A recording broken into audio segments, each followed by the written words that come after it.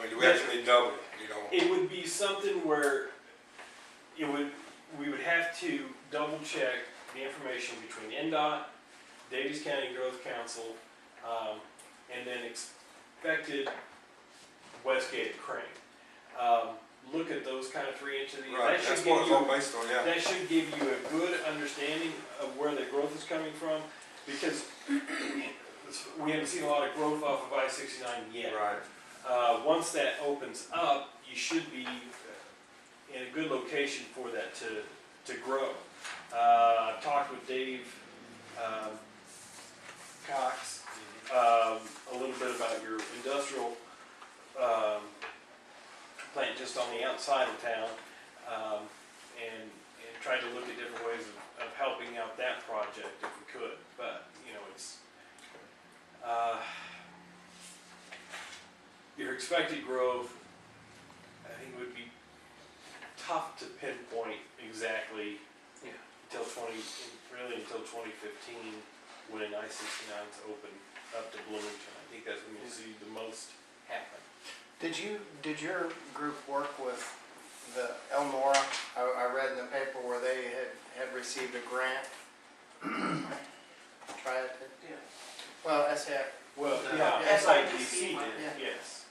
and that was Midwestern too. that was Said they did. a pretty good success story I think so. in itself. Right. Where Go the with water. that. Wastewater treatment plant, Linton. I thought it Yeah. was in there, said Elnora. Linton did try it. They did Or Linton. try it. Triad and Linton. Yeah, we did Elnora wastewater, and then they just received a grant for the water here recently. Yeah. We're doing that work as well. I guess what my point was, you worked through the process with them and had success. Yeah, we've got 5 counties. We work with all the communities in our 5 counties whenever it comes to something like this. We understand that municipalities don't have the staff capacity to be up on all this information, and so we're able to provide it for the region because it lowers the cost for everyone. Otherwise, you'd have to have probably a grant administrator on every town staff. It's huge. Kind of just go back to what you were talking about, Keith. I mean, I understand that what we're looking at is a lot of dollars. Like I said, you could go in and spend maybe in between $1 million and $2 million, get a new line out to your plant, increase your capacity somewhat, and do some renovations. But like I said, within that footprint, you may only be increasing it 10% or so. And the other thing, getting the larger line to the plant, you're actually going to be getting some more water to the plant. So you need to make sure that you can handle that amount.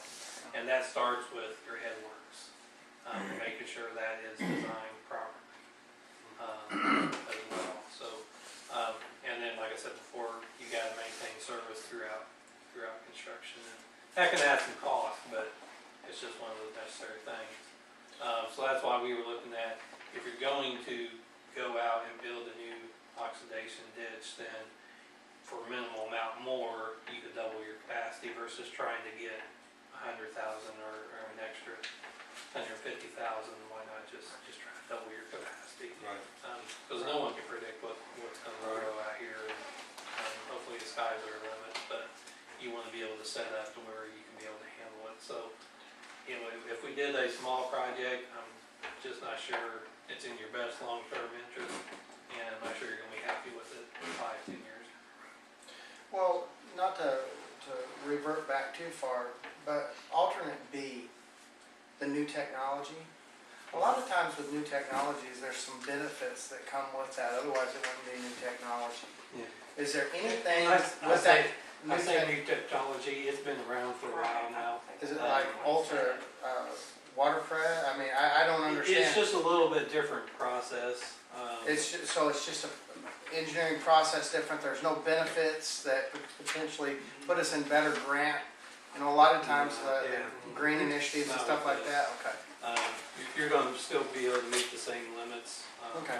Some of it can be. But the hassle of relearning a new system overrides the benefit of the On the new grant technology. standpoint, they want you to do a complete project. They don't want you to try and piecemeal Don't to them, piece that. come to them every 4 or 5 years with a new project. They want you to do it and think that you got a project that's gonna last. Yeah, And AFB on those, I mean, those are, like I said, similar, but I think whenever we talked to Doug, he would rather stick with alternate A. Am I right, Doug? Yeah. So, All I saw was less expensive. Yeah.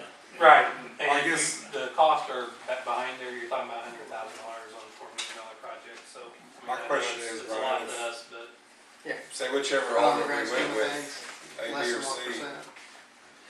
C, then you just talked the ball going, financing 20 years or 40 years. Does Umball pretty much decide our rate increase, no matter if it's 20 years or 40 years? Or would the rate increase be cheaper if we went 40 year? It'd be cheaper if you went 40 year. Yeah, if you look through their report, they did some different scenarios. Whether it be 40-year term at a certain interest rate or 20-year term at a certain interest rate. And I think they have actually factored in some grant funds.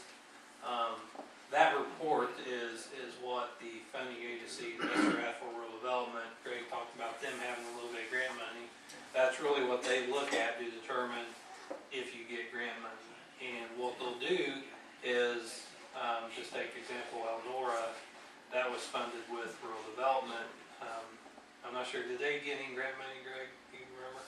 On the wastewater? It was low interest loan is what I've read. On Linton, Elnora wastewater. I'd have to ask Matt. I was thinking they did, but I guess where I'm going at is the funding agencies will look at other communities that they've dealt with and try to treat you fairly. So if Elnora's rates are, or just say X community is Yeah. $50, then they're gonna want your rates to get there as well. If Or I'm going 45 back or correctly, whatever. Elnora became a project where they were looking at using Okra funds. They were able to get enough grant dollars to buy their rates down to a certain number. I'd have to check on what those numbers were. But they had a better deal by not going with Okra and waiting on Okra because they could get, I think it was like 3.9 million. Am I correct on that? Yeah. I think RD. Who guided them through all this, what decisions you make? You guys did? Well, we were a part of it. It's really a team. Yeah. And you've got your engineer, your grant administrator, also your financial advisor, and then to a certain extent, your legal counsel. All of those are working together to try to get you the best package.